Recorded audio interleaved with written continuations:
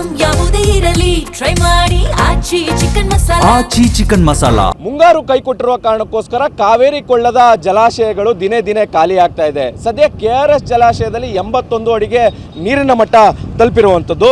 81 ಅಡಿಗೆ ತಲುಪಿರೋ ಕಾರಣಕ್ಕೋಸ್ಕರ ಭಾಳಷ್ಟು ಆತಂಕದ ವಾತಾವರಣ ನಿರ್ಮಾಣ ಆಗಿರುವಂಥದ್ದು. ಯಾಕಂದರೆ ಬೆಂಗಳೂರು ಸೇರಿದಂತೆ ಮಂಡ್ಯ, ಮೈಸೂರು ಭಾಗಕ್ಕೂ ಕೂಡ ಕುಡಿಯೋ ನೀರಿಗೆ ಪ್ರತಿದಿನ ನೀರನ್ನು ಕೊಡಬೇಕಾಗತ್ತೆ.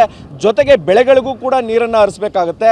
ಈ ಎಲ್ಲ ಕಾರಣದಿಂದಾಗಿ ಸಾಕಷ್ಟು ಒತ್ತಡ KRS ಜಲಾಶಯದ ಮೇಲಿರುವಂಥದ್ದು. ಯಾಕಂದರೆ ಪ್ರಮುಖವಾಗಿ ಕಬಿನಿ ಜಲಾಶಯದಿಂದ ಅತಿ ಹೆಚ್ಚು ನೀರನ್ನು ಕುಡಿಯೋ ನೀರಿಗೆ ಕೊಡಲಾಗ್ತಾ ಇತ್ತು. ಆದರೆ ಕಬಿನಿ ಜಲಾಶಯ ಈಗ ಡೆಡ್ ಸ್ಟೋರೇಜ್ ಅಂತ ತಲುಪಿರೋ ಕಾರಣಕ್ಕೋಸ್ಕರ KRS ಜಲಾಶಯದಿಂದ ಸುಮಾರು 1800 ಕ್ಯೂಸೆಕ್ ನೀರನ್ನು ನದಿಗೆ ಬಿಡಲಾಗ್ತಾ ಇದೆ. ನದಿಗೆ ಬಿಟ್ಟು ಈ ಮೂಲಕ ಇದನ್ನು ಕುಡಿಯೋ ನೀರಿಗೆ ಡಂಪ್ ಮಾಡಲಾಗ್ತಾ ಇದೆ. ಇದು ಒಂದು ರೀತಿಯಲ್ಲಿ ದೊಡ್ಡ ಮಟ್ಟದ ಆತಂಕ ಇರುವಂಥದ್ದು. ಯಾಕಂದರೆ ಈಗಾಗಲೇ KRS ಜಲಾಶಯದಲ್ಲಿ ಕೇವಲ 6 TMC ಮಾತ್ರ ನೀರಿರುವಂಥದ್ದು. ಅಂದರೆ 6, ಯಾಕಂದರೆ 11 TMC ನೀರಿದ್ರೂ ಕೂಡ 5 TMC ಡೆಡ್ ಸ್ಟೋರೇಜ್ ಅಂತ ಹೇಳಲಾಗ್ತದೆ. ಈ ಕಾರಣದಿಂದಾಗಿ ಕೇವಲ 6 TMC ಮಾತ್ರ ನೀರಿರುವಂಥದ್ದು.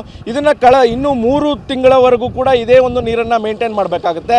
ಒಂದು ವೇಳೆ ಮಳೆ ಬರೆದಿದ್ದರೆ ನಿಜಕ್ಕೂ ಕೂಡ ಭಾಳ ಸಂಕಷ್ಟವಾದಂಥ ಪರಿಸ್ಥಿತಿ ಎದುರಿಸಬೇಕಾಗುತ್ತೆ. ಯಾಕಂದರೆ ಪ್ರತಿದಿನ ಕುಡಿಯೋ ನೀರಿಗೂ ಕೂಡ ಬೆಂಗಳೂರಿಗೆ ಇದೇ ಒಂದು ಜಲಾಶಯವನ್ನು ಅವಲಂಬಿಸಬೇಕಾದಂಥ ಪರಿಸ್ಥಿತಿ ಇದೆ. ಯಾಕಂದರೆ ಜೂನ್ನಲ್ಲಿ ಕಳೆದ ಬಾರಿ ಭರ್ತಿಯಾಗಿತ್ತು ಜಲಾಶಯ. ಆದರೆ ಈ ವರ್ಷ ಆ ಪರಿಸ್ಥಿತಿ ಇಲ್ಲ. ನಿಜಕ್ಕೂ ಕೂಡ ಒಂದು ರೀತಿಯಲ್ಲಿ ದೊಡ್ಡ ಮಟ್ಟದ ಆತಂಕ ಇರುವಂಥದ್ದು. ಈಗ ಸದ್ಯಕ್ಕೆ 1800 ಕ್ಯೂಸೆಕ್ ನೀರನ್ನು ನದಿಗೆ ಬಿಡ್ತಾ ಇರುವಂಥದ್ದು. ದೃಶ್ಯದಲ್ಲೂ ನೀವು ನೋಡ್ತಾ ಇರುವಂಥದ್ದು ಎಷ್ಟರ ಮಟ್ಟಿಗೆ ನೀರು ಹರಿದು ಹೋಗ್ತಾ ಇದೆ ಅನ್ನುವಂಥದ್ದು. ಯಾಕಂದರೆ ತಮಿಳುನಾಡು ಒಂದು ರೀತಿಯಲ್ಲಿ ದೊಡ್ಡ ಮಟ್ಟದ ಖ್ಯಾತೆ ತೆಗಿತಾ ಇದೆ, ನಮಗೂ ಕೂಡ ನೀರು ಕೊಡಿ ಅನ್ನುವಂಥದ್ದು. ಯಾಕಂದರೆ ಜೂನ್ನಲ್ಲಿ ಅವ್ರಿಗೆ 9 TMC ಅಷ್ಟು ನೀರನ್ನು ಅವ್ರಿಗೆ ಕೊಡಬೇಕಾಗಿತ್ತು. ಆದರೆ ಇಲ್ಲಿಗ ಜಲಾಶಯದಲ್ಲೇ 9 TMC ನೀರಿಲ್ಲದೆ ಇರುವ ಕಾರಣಕ್ಕೋಸ್ಕರ ದೊಡ್ಡ ಮಟ್ಟದ ಆತಂಕ ಇರುವಂಥದ್ದು. ಅದರಲ್ಲೂ ಕೂಡ ಕುಡಿಯೋ ನೀರಿಗೂ ಕೊಡಬೇಕಾಗಿದೆ. ಜೊತೆಗೆ ರೈತರು ಕೂಡ ಒಂದು ಡಿಮ್ಯಾಂಡನ್ನು ಮಾಡ್ತಾ ಇದ್ದಾರೆ. ರೈತರು ಯಾಕಂದರೆ ಬೆಳೆಗಳನ್ನ ಬೆಳೆದಿದ್ದಾರೆ, ಕೊನೆ ಹಂತದ ನೀರನ್ನು ಕೊಟ್ಟರೆ ತಮಗೆ ಬೆಳೆಗೆ ಸಂಪೂರ್ಣವಾಗಿ ಬೆಳೆದುಕೊಳ್ಬೋದು. ಇಲ್ಲದಿದ್ದರೆ ಕೈಗೆ ಬಂದ ತುತ್ತು ಬಾಯಿಗೆ ಬರಲಿಲ್ಲ ಅನ್ನುವಂಥ ಪರಿಸ್ಥಿತಿ ನಿರ್ಮಾಣ ಆಗುತ್ತೆ.